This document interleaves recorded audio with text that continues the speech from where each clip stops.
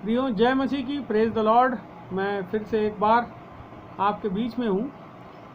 मैं बालाघाट से डॉक्टर सौरभ पंडोदिया आप सबको मसीह यीशु के नाम से एक बार फिर से सलाम करता हूँ।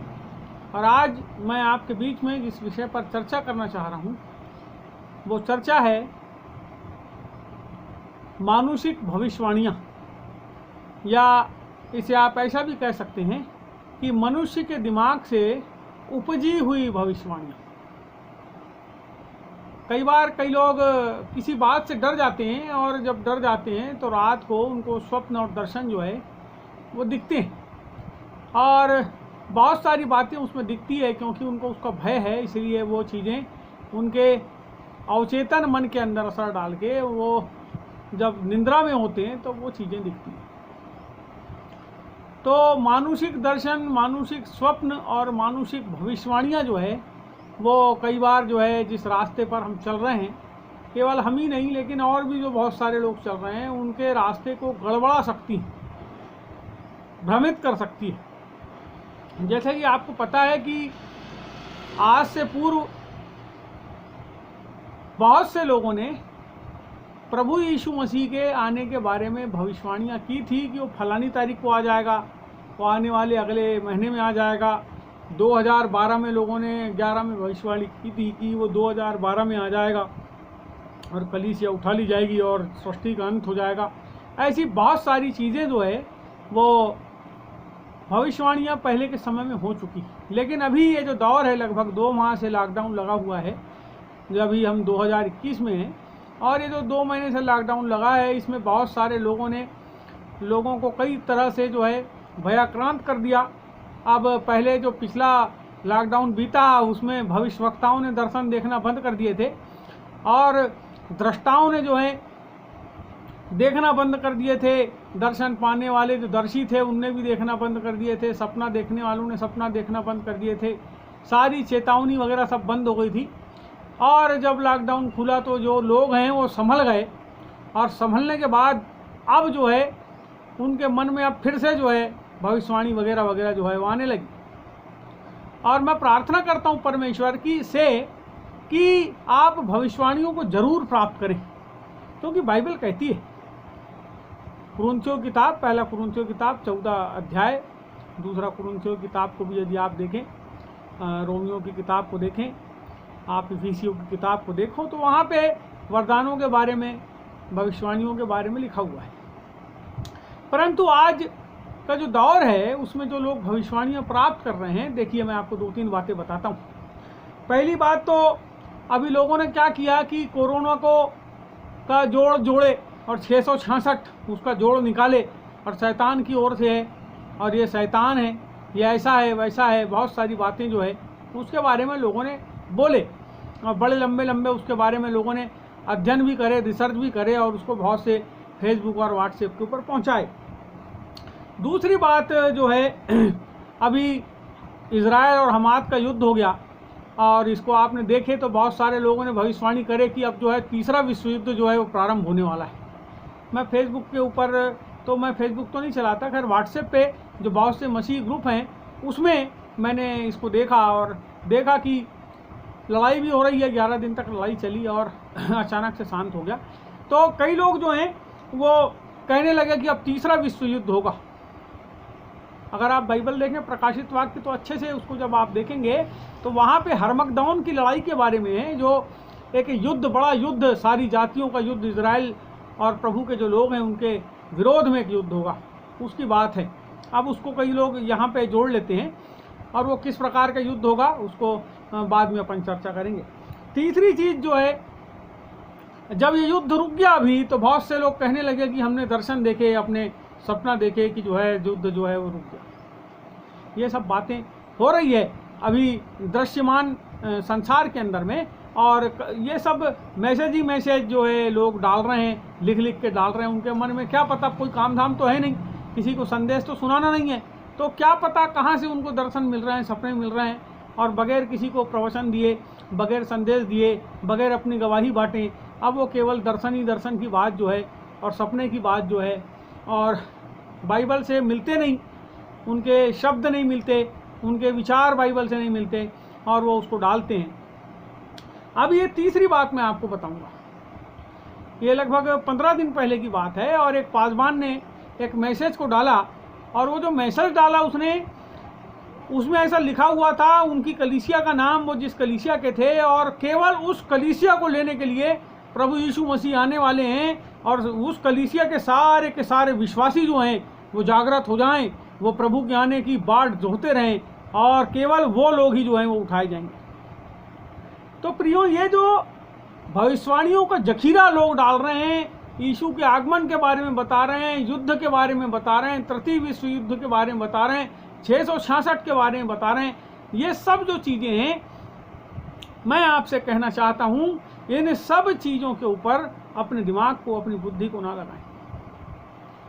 मैं आपसे बोलना चाहता हूँ मेरे प्रियो, ये जो भविष्यवाणी के शब्द हैं, यदि आप इनको देखें, मेरे सामने बाइबल खुली हुई है, और यदि हम देखें अंत के बारे में, तो आप बहुत अच्छे से बाइबल को, मत्ती रचित सुसमाचार 24वें अध्याय को और 25वें अध्याय को यदि आप देखेंगे, 24 और 25, तो 24 अध्याय में प्रभु ने बहुत स्पष्ट सब भविष्यवाणियों को जो है, जो होने वाला होगा, जो उसके आगमन का चिन्ह होगा और उस समय में क्या होगा, उसको बहुत स्पष्ट बोला है। दूसरी बात, यदि आप भविष्यवाणियों के बारे में देखिए, यीशु के आगमन की भविष्यवाणी वो खुद अपने बारे में बता रहे हैं कि मेरे आने का चिन्ह क्या होगा, देखिए चिन्ह बता रहे हैं। लेकिन यदि आप 24 का 36 में पढ़ें, तो यहाँ पे ऐसा लिखा है, उस दिन और उस घड़ी के विषय में कोई नहीं जानता, न स्वर्ग के दूत और न पुत्र, यानी अपने स्वयं के बारे में बोल रहा है, और परंतु केवल पिता,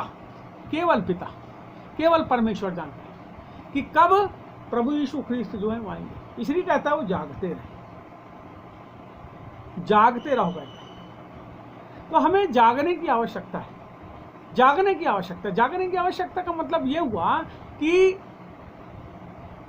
विश्वास योग्यता में बने रहें। जागने का मतलब क्या हुआ, प्रभु के साथ जो संबंध है उसे स्थापित करे रहें, प्रभु के लिए जागते रहें, उसके आगमन की बाट को जोहते रहें, है ना। किसी चीज़ से, संसार की कोई चीज़ से, कोई युद्ध से, कोई अकाल से, कोई खतरों से डरने की आवश्यकता नहीं है। अपने आप को, अपने जीवन को प्रभु को समर्पित करें, उसके कामों के लिए, उसके पीछे जो हैं, प्रार्थना में आप निरंतर प्रभु के पीछे लगे रहें।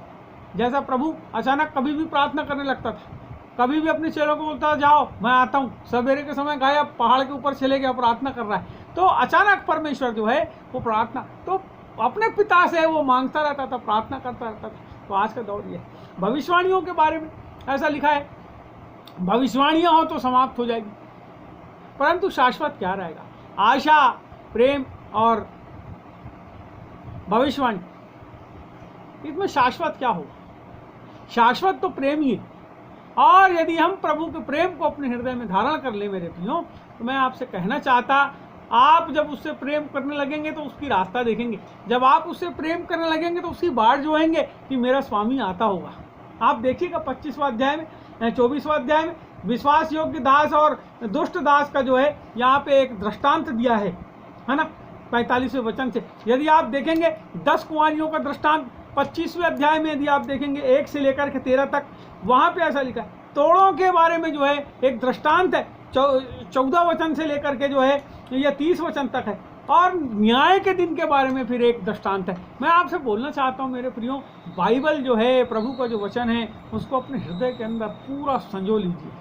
कोई भविष्यवाणी की तरफ, बाहरी लोगों की तरफ ध्यान मत दीजिए। मैं आपको बताना चाहता हूँ, उद्धार केवल यीशु ख्रिस्त ही कर सकता है।